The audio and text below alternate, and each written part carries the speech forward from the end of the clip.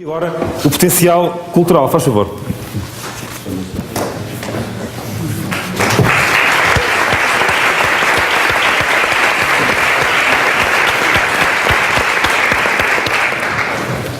Boa tarde, muito obrigada pelo convite, me deixa-me honrada de falar do potencial cultural, que é imenso. Posso tentar pôr aqui o microfone? Pode! Eu é que tenho a mania que tenho. Vamos cá ver. Tem um vozeirão. Exatamente.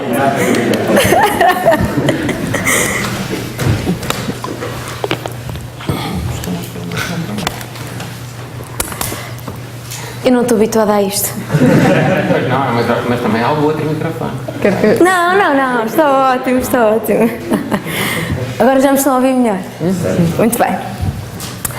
No mundo académico da Alameda da Universidade de Lisboa, onde estudei, a vida dividia-se entre dois grandes polos: os geeks do técnico e os freaks de letras. Esta divisão acontecia não tanto pela rivalidade entre uns e outros, mas pela graça que tinha a ver, num raio de poucos quilómetros, mundos tão diferentes a coexistir. A piada, apesar de generalista e redutora, tinha um fundo de verdade. Opunha a postura de uns à postura de outros. De um lado, o compromisso para com a objetividade e a análise do quantificável, do outro, o compromisso para com o estudo do subjetivo e inquantificável. O conflito entre os dois mundos não parece resolvido tantos anos depois de sair da universidade. Os geeks parecem levar vantagem sobre os freaks, não só na moda, depois das rastas e das calças à boca de sino terem saído das tendências e substituídas pelos óculos de massa e pelas t-shirts com heróis de banda desenhada, mas também na escala de valor profissional e social.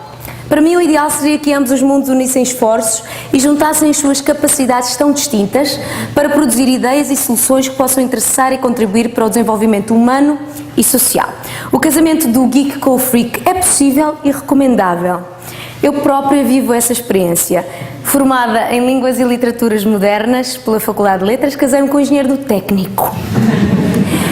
E a verdade é que, se para o mesmo fim houver duas abordagens diferentes, a probabilidade de se encontrar um caminho viável para conseguir o resultado desejado é maior. Poderei estar errada, mas, por vezes, parece vingar, dentro das ciências matemáticas ou exatas, uma corrente de pensamento que tende a ser um bocadinho condescendente em relação às ciências humanas.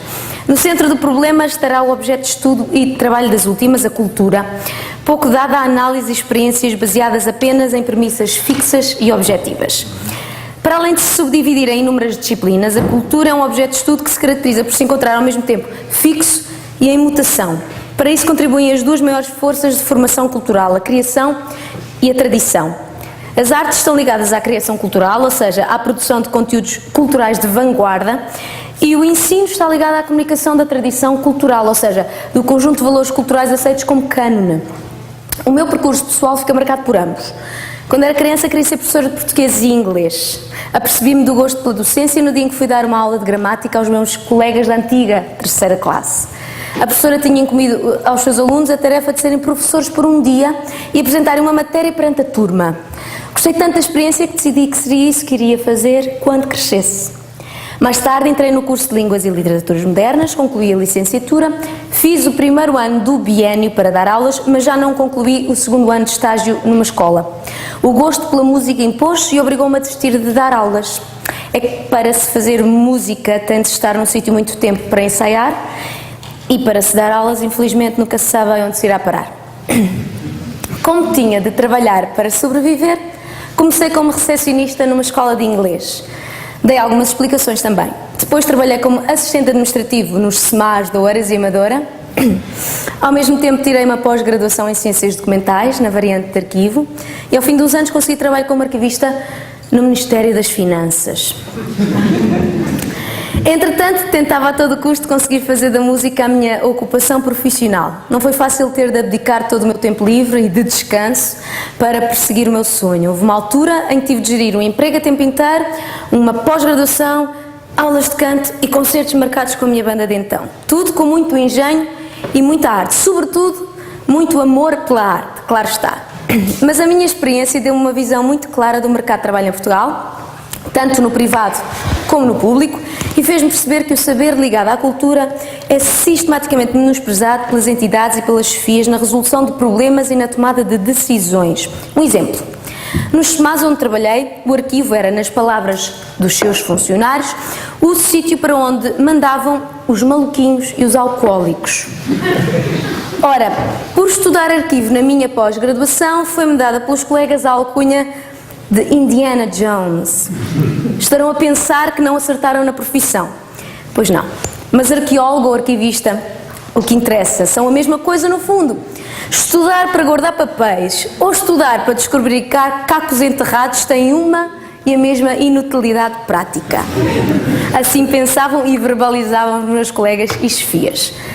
Bem como estudar História, Geografia, Literatura, Filosofia, Música, Dança, Teatro, tudo disciplinas com muito pouca utilidade prática material no mundo, segundo o pensamento vigente que parece correlacionar as saídas profissionais de um curso com a importância que o saber veiculado constitui para a humanidade. Claro, o que interessa é saber pensar por si próprio, conhecer profundamente a história humana e o mundo em que vivemos, para que se possa construir a partir daí algo novo. O que interessa é a expressão individual e de grupo no mundo que confunde globalização com fusão indistinta de pessoas e bens. Não creio estar a ser demasiado injusta ou tendenciosa na avaliação que faço da importância dada à cultura como agente de mudança e de desenvolvimento. Se quisermos saber de que forma uma sociedade considera a sua cultura, devemos ir ao local onde esta é comunicada e ensinada, a escola. O que vejo neste momento, até ao ensino superior, é que é uma tentativa de valorização de uma ou duas disciplinas ligadas à comunicação do cânone cultural, mas um desinvestimento nas áreas ligadas à criação ou produção cultural. A carga horária das disciplinas clássicas, como a matemática e o português, aumentou. Paradoxalmente, os mesmos cadeirões a quem foi dado tanto peso no ensino obrigatório são considerados no ensino superior como cursos indesejáveis porque sem hipótese de empregabilidade. A noção de que estudar ou saber bem português, história e filosofia não leva a lado nenhum no futuro profissional resulta no descrédito das disciplinas já desde o início da escolarização, vistas como ultrapassadas e pouco ligadas ao mundo real. Por outro lado, o ensino da música, do teatro, da dança tem vindo a desaparecer dos currículos escolares. Não tendo a oportunidade de experimentar diversas atividades e disciplinas, especialmente disciplinas ligadas às artes, os alunos não têm a oportunidade de descobrir verdadeiramente a sua vocação. E porquê é que o ensino das artes é importante na educação de um aluno? Em primeiro lugar, porque lhe ensinaria uma coisa muito importante, que fazer arte é tão ou mais complicado do que construir pontes, e exige tanto ou mais especialização. É uma queixa repetida por todos os profissionais das artes, a de que muitas pessoas partem do princípio que para ser músico, ator, pintor, bailarino, escritor, basta ter jeitinho. Se possível, o ideal é passar imediatamente do chuveiro ou das festas de família para o programa de televisão com muita audiência. Se é certo que o talento é parte essencial na equação artística, também é verdade que se o mesmo não for acompanhado por uma base teórica e ou prática muito forte, pouco ou nada valerá nascer-se com jeitinho.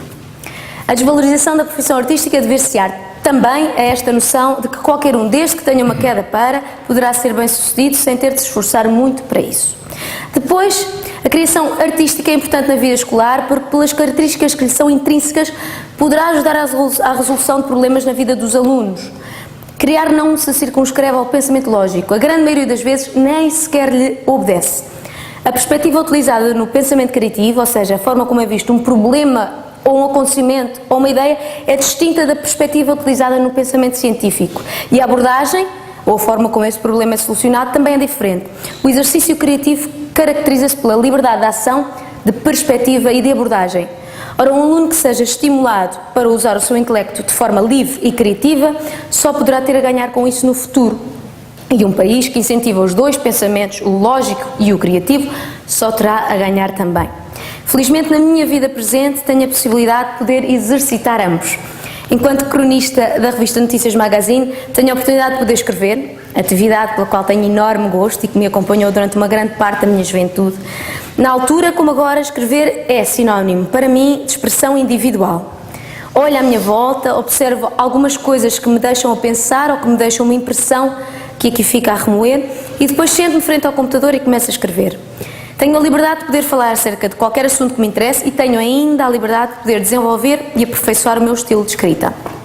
Aquilo que, digamos assim, me inspira é semelhante ao que inspira as composições da Diolinda, Como se sabe, o compositor das canções do grupo é Pedro da Silva Martins e a observação dele parte do mesmo ponto que a minha. A rua, as pessoas, aquilo que vamos encontrando e observando por aí. E com a Diolinda tenho vindo a percorrer meio mundo. Levamos connosco a língua portuguesa. Dentro dos poemas das canções encontramos referências à cultura e identidade portuguesas. Da mesma forma, os arranjos e os instrumentos utilizados são passíveis de representar ou evocar um universo sonoro ligado a uma tradição cultural. A inspiração para as canções vem daquilo que observamos no nosso dia-a-dia, dos costumes, das rotinas, das conversas que ouvimos e que temos, das expressões nos rostos que se cruzam connosco, nas ruas, no metro. Sempre repudiei a ideia de que um artista, depois do sucesso, se isolasse da sua comunidade para viver à parte, numa redoma. Nenhum artista poderá continuar um trabalho pertinente e de vanguarda se não conhecer profundamente a comunidade para a qual produz e sobre a qual produz. A música é uma forma de comunicação de ideias fortíssima, principalmente a música popular, porque chega a um número massivo de pessoas. Em cerca de 3 minutos de canção estão concentradas algumas ideias que são trabalhadas de forma a poderem ser imediatamente entendidas e reproduzidas por quem as ouça. O púlpito de um músico alcança milhares de ouvidos, o que faz com que o poder que tem uma canção assuste muita gente. Dito de fonte segura, been there, done that. O discurso musical pode ser uma bala certeira, é só uma questão de pontaria. Pode não fazer o mundo mudar, mas põe-no a pensar sobre a mudança. Aqui há 2 anos pudemos ver in loco a força de uma canção. A Parva que Sou chegou a muita gente de uma forma que nunca esperámos. Vimos gente emocionada que se identificava com o que a canção contava, vimos gente assustada com o impacto que a canção começava a ter nas pessoas, vimos o jogo político a desenvolver-se como uma dança, primeiro lenta, depois desenfreada e a querer envolver-nos para depois nos dar a machadada final. Muito se disse e muita tolice foi dita em relação à canção e à banda, mas no final o que fica inscrito na minha memória são as centenas de pessoas que nos foram abordando nas ruas e dizendo que se identificavam com o que estava a ser verdadeiramente dito, apesar de todas as tentativas de deturpação e de achincalhamento. Poder ter tido esta experiência ensinou-me muita coisa. Que a participação cívica se pode fazer de várias formas, que a cultura pode ter um papel nessa participação cívica e no lançamento de questões que interessam à sociedade para um debate mais alargado. Da mesma forma, a música, enquanto manifestação cultural, pode ajudar à criação de uma imagem forte e definida de um país. Tocamos em cidades onde há muita população portuguesa e em cidades onde não há quase comunidade portuguesa. O quase está lá bem, porque os portugueses estão mesmo em todo lado. Até no sítio mais remoto do planeta encontramos portugueses a ver-nos. Por isso não é mito, é real. Onde quer que se vá, haverá sempre um português. Quem nos vem ver e ouvir tanto entende o português, ou porque cá nasceu, ou porque é filho de imigrantes, ou porque cá viveu ou estudou, como não entende uma palavra do que dizemos. Mas a verdade é que nos vão ver por causa da música que fazemos, da proposta musical e estética que oferecemos e por causa daquilo que representamos, uma cultura, um povo. Em suma, uma impressão, ou se quisermos, uma marca. Existe uma marca portuguesa no mundo. Ela foi deixada pela nossa diáspora, em primeiro lugar, sob a forma de pequenas manifestações culturais que permaneceram e se adaptaram à cultura local. Foi o que encontramos em Goa, quando lá tocámos, em 2011. No dia anterior ao concerto, o cônsul português convidou-nos para uma recepção no consulado. Conhecemos pessoas ligadas à comunidade portuguesa, goesa e indiana. Fomos agraciados com momentos musicais por artistas goeses que cantaram num dialeto local, o konkani, canções cujo tema e sonoridade se encontravam muito próximos da tradição popular portuguesa. Na arquitetura, nos nomes de família e na culinária fomos encontrando a presença de Portugal vivida e adaptada aos costumes goeses. Depois, essa marca portuguesa foi sendo deixada também pelos nossos artistas, pelo fado e pela literatura em primeiro lugar. Nomes como Amália Rodrigues, Marisa, Ana Moura, Carminho, Cristina Branca, António Zambujo são conhecidos do público que consome cultura portuguesa no estrangeiro. Também Camões, Pessoa, José Saramago e a nova geração, Gonçalo M. Tavares, Walter Ugumães, José Luís Peixoto. A incursão da cultura portuguesa no estrangeiro, que se tem vindo a verificar desde o século passado, ajudou à construção de uma imagem de Portugal. Mesmo não tendo construído essa marca de forma consciente, ou seja, não tendo havido uma estratégia concertada por parte das entidades nacionais para apoiar esta difusão cultural, e acreditem, a grande maioria dos nomes que citei construiu a sua carreira sem qualquer tipo de apoio oficial, os apoios e os louvores só apareceram muito depois do seu nome estar firmado. A verdade é que a marca foi sendo construída pelo coletivo através de pistas e amostras que iam encontrando na música, nos filmes e na literatura. A marca de um país constrói-se primeiro pela sua cultura. É esse o rosto, o logótipo, a comunicação mais imediata e eficaz. A cultura funciona como angariadora de investimento porque contribui para o estabelecimento da marca de um país. Eu não conheço o tecido industrial português o suficiente para perceber se temos as condições necessárias para nos tornarmos uma potência industrial, mas conheço o tecido cultural português para afirmar perentoriamente que poderíamos, se quiséssemos, tornar-nos numa potência cultural. O ideal seria associar uma indústria forte e bem colocada a uma cultura forte e bem colocada e assegurar uma imagem, também ela forte, que geraria investimento e retorno económico. Numa altura em que é importante o crescimento da economia, interessa que falemos do peso económico que a cultura tem no país. Há a tendência para se pensar que se gasta mais do que aquilo que se ganha com a cultura, mas não é bem assim, ou não tem de ser assim. E a medida do retorno não pode ser apenas financeira. Aquilo que um país tem a ganhar investindo na cultura ultrapassa as questões monetárias, orçamentais e económicas. O investimento que se fala aqui também não tem necessariamente de ser feito apenas pelos tão falados subsídios. Obviamente que são importantes para, num mercado pequeno como o português, assegurar expressões artísticas que não estão vocacionadas para o grande público. A vanguarda cultural importa preservar porque é ela quem lê e interpreta os sinais do seu tempo antes de qualquer outra ciência ou disciplina. Mas terá de passar também pela aposta no ensino artístico, quer por integração nos currículos escolares, quer por investimento em escolas públicas de qualidade vocacionadas para as áreas culturais. Passará por não arruinar o pouco que resta da nossa economia e da nossa classe média, a maior consumidora de cultura. Passará por lhe darmos mais espaço nos média, ao invés de menos espaço, como tem vindo a acontecer. Esquecer a cultura em qualquer estratégia de desenvolvimento é, tenho a certeza, meio passo para um insucesso. Custar-nos-á muito, mas muito caro no futuro. A cultura é a consciência do seu tempo. A base da cultura não é apenas a tradição, a base da cultura é também a criação. O novo e o antigo, o moderno, o clássico, o cânon e os pioneiros. A tabela de Excel poderá prevalecer sobre o poema para muitos, porque ao contrário do último, parece aventar muitas soluções certas e quantificáveis e medíveis a olho nu. O problema é que o homem não é um ser quantificável e medível a olho nu. Vive e cumpre-se na subjetividade, na abstração, nas ideias, em suma na criação. Mas como é tão difícil quantificar e entender isto a que chamamos criatividade e cultura, vamos-nos remetendo para o último plano quando procuramos soluções para problemas mundanos. O momento criativo é delicado e precioso e importa preservá-lo. Por isso encontramos aqui hoje, cientes de que talvez só a criação nos fará, ou também a criação nos fará ser bem-sucedidos num momento em que todas as fórmulas parecem encontrar-se esgotadas. Por isso, insto a que concertemos esforços. Cientistas, artistas, educadores, economistas, políticos, geeks, freaks e, em relação aos políticos, incluo-os nos freaks, claro está.